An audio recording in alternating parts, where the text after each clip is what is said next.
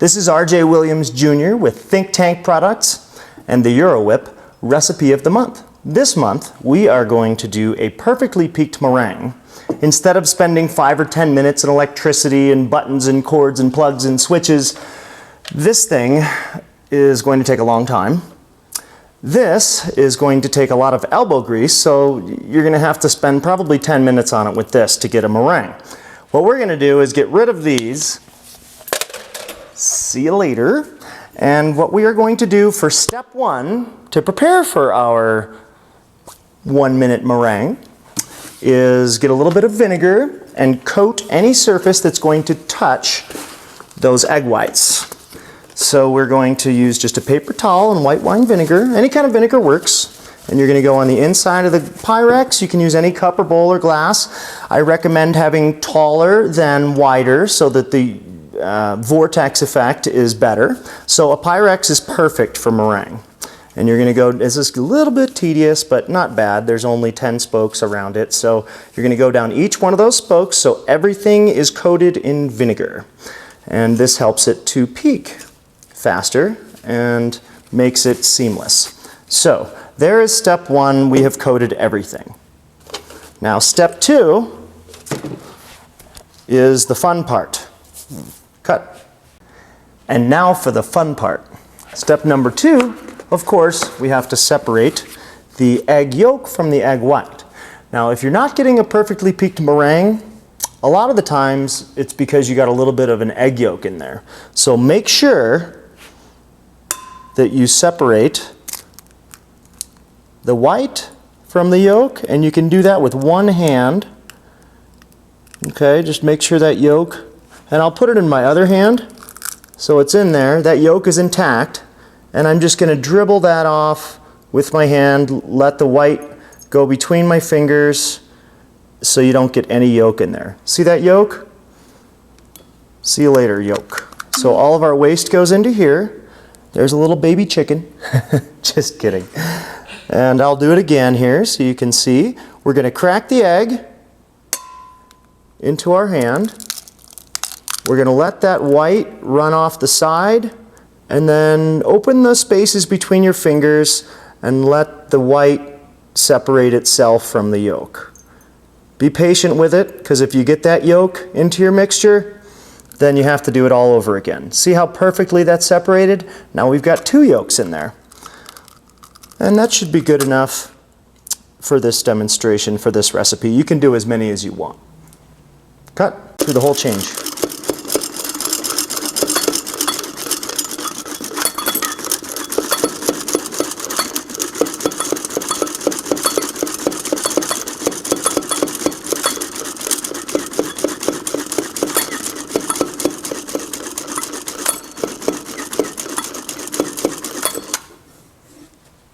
Okay. And now we're seeing those soft peaks start to come up, but it's not holding its consistency yet.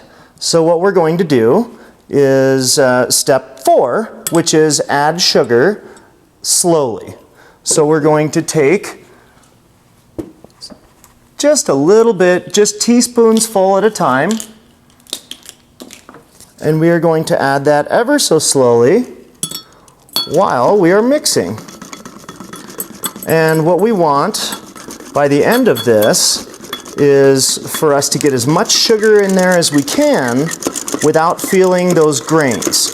So you're mixing this and you're putting sugar in for a little bit, and then you want to check it every once in a while and make sure that it's not granular between your fingers. That's how you can check. So I'm probably going to add maybe 10 teaspoons. And this is just kind of a until the solution is saturated type of a thing. So however many egg whites you use, whatever volume, you're going to be able to just continue adding sugar until it's saturated. Now you can overmix this, so don't go too long. As soon as the sugar is completely mixed in, slowly, you're going to check it every once in a while. Once that's mixed in evenly, you're going to stop.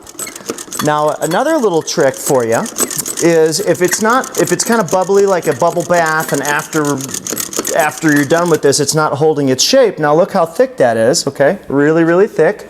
but it's not thick enough. So what we want to do with this, so it will not drop, it will not lose its composure, we can add any kind of an acid. So cream of tartar has acid in it. You could also do a little squirt of lemon or lime juice. Cream of tartar is the huge.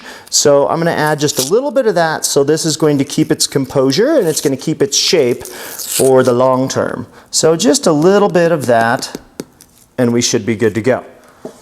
That's a very specific measurement. Just a little bit. A touch, a pinch, a titch. Combine those two words and we've got titch. So now this is going to stay a little bit better now that we've added a little bit of acid. Now I like to use, because we have lemon trees out in California, I'll use the lemon juice. But if you don't have a lemon tree in your yard, just use a little bit of cream of tartar. And as you can see, this is getting to the point where we're just about done. And I'm going to check this again and look at these peaks.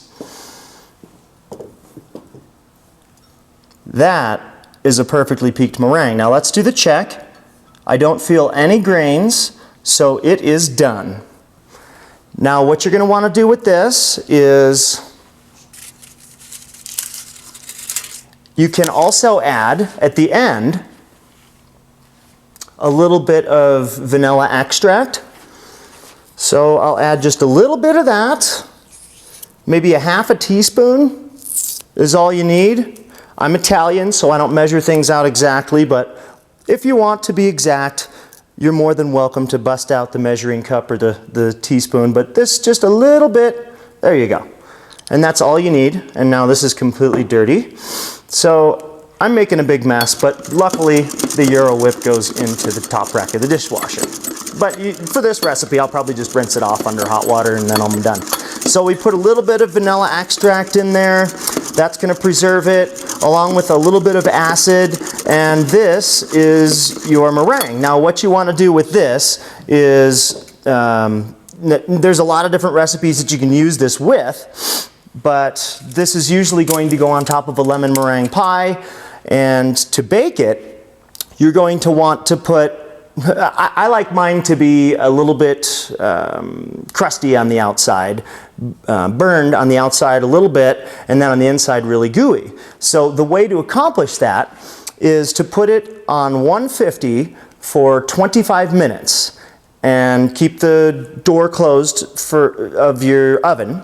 So you want to keep that door closed, put it on 150 degrees Celsius for 20 minutes. After that 20 minutes, turn your oven off and then leave it and let it just slowly come down in temperature.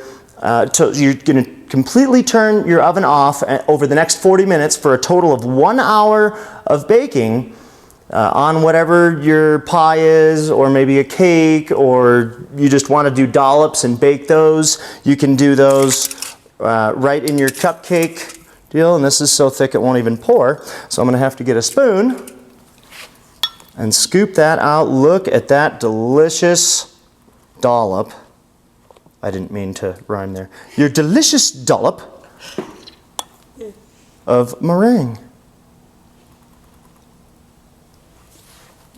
And that, folks, is the 30-second meringue.